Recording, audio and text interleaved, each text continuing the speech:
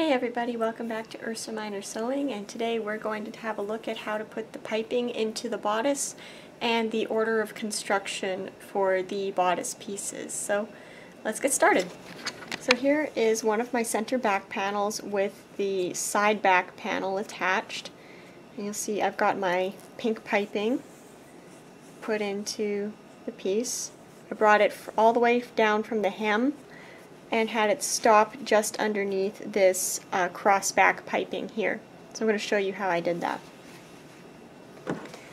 See, I've got my piping all pinned down along the edge, and that's one of the reasons why I made it a bias rather than a straight grain strip, so that it would curve nicely and not create any puckers.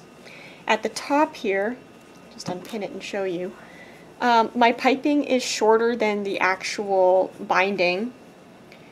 So I took the end and I just curled it down and pulled it to the side like this to create a little miter at the back. And that stops right where the end of the cross back piping stops, right here. Just pin that back down. Okay, so now you just pin these together the way you would any other piece of for a garment. Just put it on over top, and then you're going to reach through and grab the pin out of your piping and replace it on your side back piece. And again, just reach through and repin. Line her up, reach through, and repin.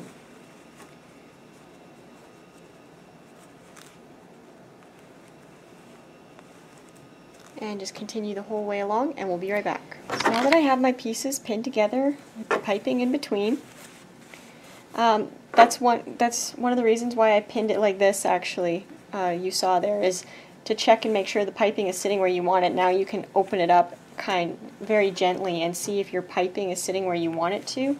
And I can see that yes, it's sitting exactly where I want it to be sitting, with the exception of that one little white piece there. Just kind of open that up and push that into the seam like so. Give that a quick little pin down. Okay, and just check and make sure that it looks the same as my other piece here, and they're pretty much the same. So we're going to run this through the machine. Now on my machine I've switched my needle out to a denim needle because I'm punching through a lot of thickness here. There's 6 layers of fabric on these pieces. I've put my zipper foot on, and I've moved it to the left side of the foot, and I've pushed my needle over to as far left as it will go. And my tension is on about the middle of what they recommend on your machine, so a 5. And I'm just going to give this a really slow, I'm just going to go at this really slowly. My recommendation is don't try to butt your piping up against the plow of the foot. Butt it up against this portion back here. Because this is a double foot, it's got an extra wide base, so use the base to figure out where to line your piping up. And we're just going to take this really slowly.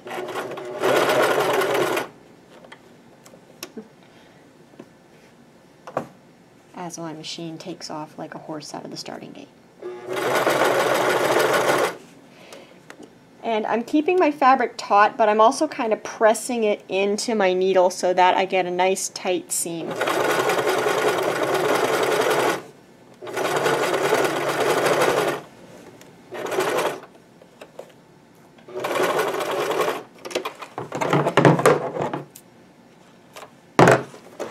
Okay, let's have a look. Now, just a quick note to you guys. Your seams are going to be about half an inch to 5/8. of an inch wide. The reason why my seam was so narrow was because I actually sewed this once before, didn't like how my piping was sitting, and ripped it open and did it again, but I had trimmed my seams.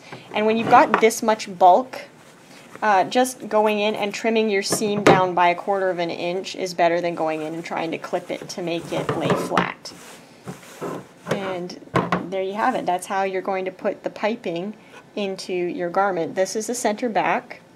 Here's the front with the two side seams or side panels put on.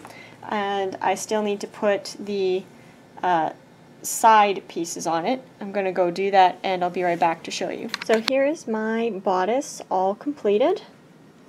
You see here's that front panel that I just showed you, and I've now got the side panels attached. Look at that. Now the reason why this is sticking out the bottom here, I think what ended up happening was when I lined it up here, you see that I got the tip lined up instead of trying to get the seam line lined up. So I'm not sure. I think I might leave that rather than rip it out and try to replace it and make it look better. But it looks pretty good so far. Here's the side panel. The other side.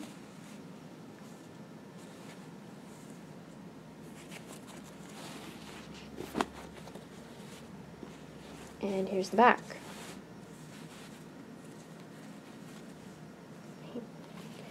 And the shoulders are sewn with a 5/8 inch seam. I've still got to press that open. And I've got to press all my seams from here this way to the back. And then press all the seams from here. This seam and this seam you're going to press to the center front. And that's that. Now the order of construction on this, you're going to start with your center panel, and you're going to sew these two pieces on. Then you're going to sew your two side panels on. Okay. Then set it all aside, and then you're going to do your back panels. You're going to sew this piece to this piece. Then this whole chunk you're going to sew to the side panel. Same with this side. Once you've got all of your vertical seams done, then you sew the shoulders together to make sure that everything lines up properly. And make sure you check the armhole too to make sure you've got a nice smooth line all the way around. And the neckline as well. Make sure there's a nice smooth line going along there as well. And that's it. The same process for assembly goes for your lining. The only difference is you're not putting on gathering and you're not putting on piping. It's just straight chunks. So that's it for this video. So that's it for the construction of the bodice. The next video that we're going to work on is how to do the collar, and the video after that will be on the sleeves. This next week I'm hopefully going to get the skirt all assembled, and the next few weeks after that will be spent refining the fine details. So stay tuned guys, and until next time, happy sewing.